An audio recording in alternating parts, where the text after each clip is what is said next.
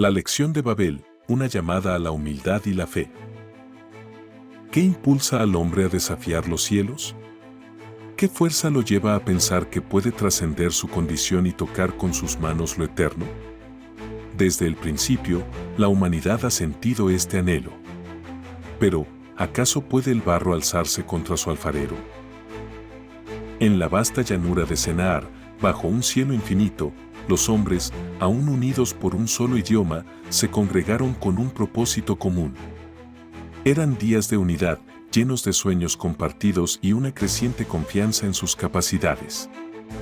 Vamos, hagamos ladrillos y cozámoslos con fuego, Génesis 11:3, propusieron.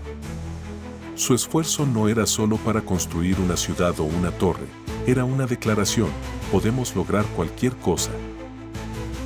Se miraron unos a otros con orgullo por su obra y con temor al olvido. Diseñaron una torre cuya cúspide tocaría el cielo, no para glorificar a Dios, sino para asegurar su propia permanencia. Vamos, edifiquémonos una ciudad y una torre, hagámonos un nombre, Génesis 11:4. Pero, ¿no entendían que su ambición los alejaba del propósito divino? Día tras día, la torre creció, piedra sobre piedra. Su construcción no era solo un testimonio de su habilidad, sino un reflejo de su orgullo. Pero, ¿acaso no podían percibir el vacío en su esfuerzo? ¿Un monumento sin fundamento espiritual, destinado a derrumbarse? Desde los cielos, el Señor vio sus intenciones. He aquí, el pueblo es uno solo, y todos estos tienen un solo lenguaje, y han comenzado la obra, Génesis 11:6. Este no era un momento de aprobación, sino una advertencia. Dios entendió que tal orgullo llevaría a su ruina. En lugar de permitir que siguieran por un camino autodestructivo, intervino. Ahora, pues, descendamos y confundamos allí su lengua, Génesis 11:7. En un instante, el lenguaje que los había unido se convirtió en un mar de confusión. Los trabajadores dejaron caer sus herramientas, incapaces de entenderse unos a otros. Lo que parecía invencible se vino abajo. La armonía dio paso al caos. El orgullo que los impulsó a construir la torre ahora los separaba. La obra quedó inacabada, como un testimonio mudo de su ambición sin Dios. Obligados a dispersarse a lo largo de la tierra, se llevaron consigo no solo la frustración, sino también una lección imperecedera, que la verdadera grandeza no se encuentra en los logros humanos, sino en el propósito de Dios. La ciudad fue llamada Babel, un lugar marcado por el orgullo y la intervención divina. La Torre de Babel es más que un relato de la antigüedad. Es un espejo que refleja las tendencias humanas de cada generación: vivir según nuestra fuerza, buscar grandeza sin la guía de Dios y glorificar el nombre propio por encima del Creador. Antes del quebrantamiento es la soberbia, y antes de la caída, la altivez de espíritu, Proverbios 16:18. En Babel, vemos la advertencia de que cualquier obra sin Dios no tendrá firmeza. Sin embargo, Babel también contiene una verdad redentora. Aunque Dios dispersó a la humanidad, no la abandonó. La confusión de Babel fue una oportunidad para reconocer la necesidad de su dirección. ¿Por qué Dios permitió la dispersión? ¿Acaso no era la unidad un valor deseado? La respuesta se encuentra en el propósito de esa unidad. Los hombres se habían unido, pero no para glorificar a Dios, sino para glorificarse a sí mismos. Como está escrito: porque el Señor conoce los pensamientos de los hombres, que son vanidad. Salmos 94:11. El fracaso de Babel logró algo inesperado: impulsó el propósito divino. La humanidad se dispersó y comenzó a llenar la tierra como Dios lo había mandado desde la creación, Génesis 1:28. Pero dejó una cicatriz: división lingüística y espiritual. ¿Cómo podía haber reconciliación? Dios tenía un plan. La torre, símbolo de desobediencia y orgullo, sería redimida muchos siglos después con otra intervención divina. En el día de Pentecostés, Dios sanó la fractura que comenzó en Babel. Los discípulos de Cristo se levantaron llenos del Espíritu Santo y comenzaron a hablar en lenguas entendidas por muchas naciones, y les oímos hablar en nuestras lenguas las maravillas de Dios. Hechos 2:11. Esta vez, el lenguaje no fue motivo de división, sino un instrumento de unidad en Cristo. Lo que Babel había dispersado, el Espíritu Santo empezó a reunir. Pentecostés marcó el nacimiento de la Iglesia, una comunidad destinada a reconciliar a las naciones en Cristo. En lugar de torres de orgullo, la misión de la Iglesia fue clara: id y haced discípulos a todas las naciones. Mateo 28:19. Dios nos había mostrado que la unidad verdadera no nace de esfuerzos terrenales, sino de corazones sometidos a Él. La historia de Babel sigue vigente en nuestros días. Aunque no construimos torres físicas, seguimos levantando torres modernas en forma de ambiciones personales, ideologías separadas de Dios y un afán constante de control e independencia. Sin un fundamento divino, todas estas estructuras están destinadas al colapso. Jesús nos mostró otra forma. Él dijo: el que no está conmigo, contra mí está, y el que conmigo no recoge, desparrama. Mateo 12:30.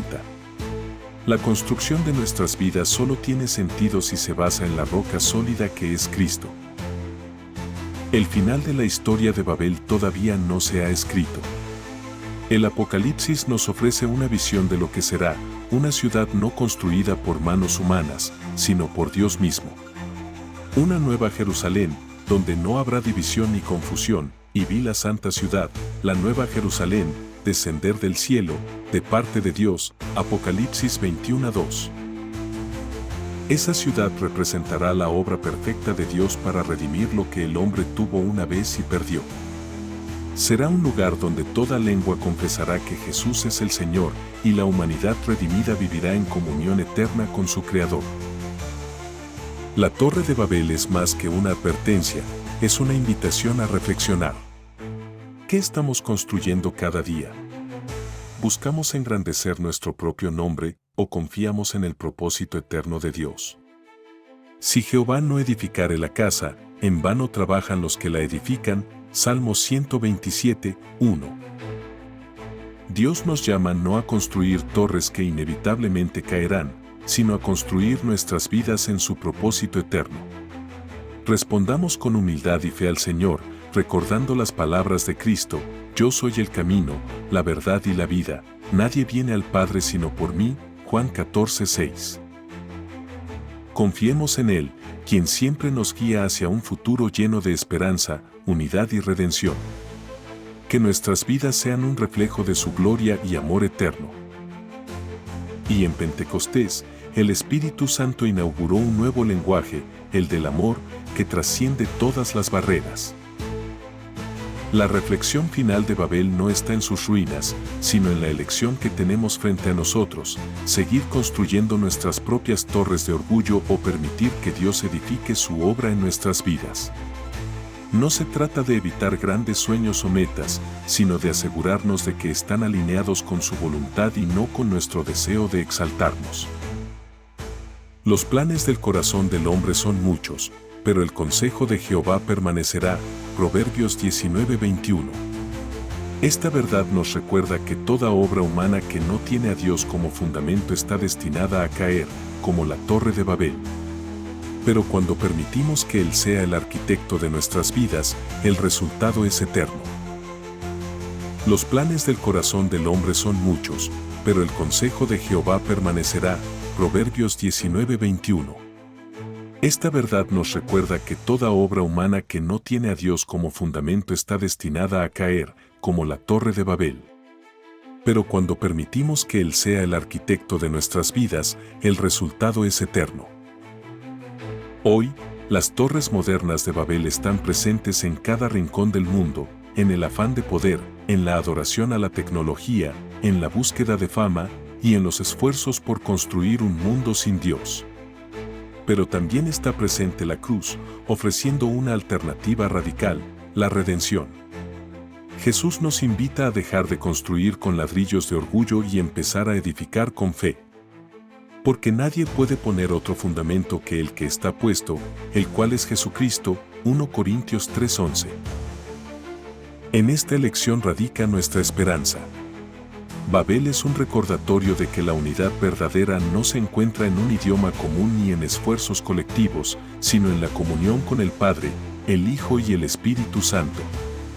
He aquí cuán bueno y cuán agradable es que los hermanos habiten juntos en armonía. Salmos 133, 1.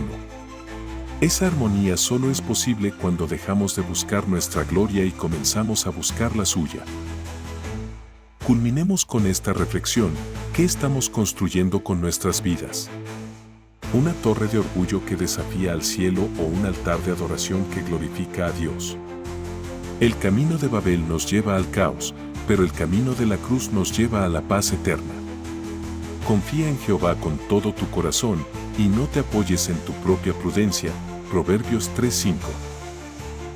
Que nuestras obras no sean torres que intenten alcanzar el cielo por la fuerza, sino templos vivos donde habite su presencia. Porque al final, todo lo que hagamos será probado, y solo aquello fundado en él permanecerá.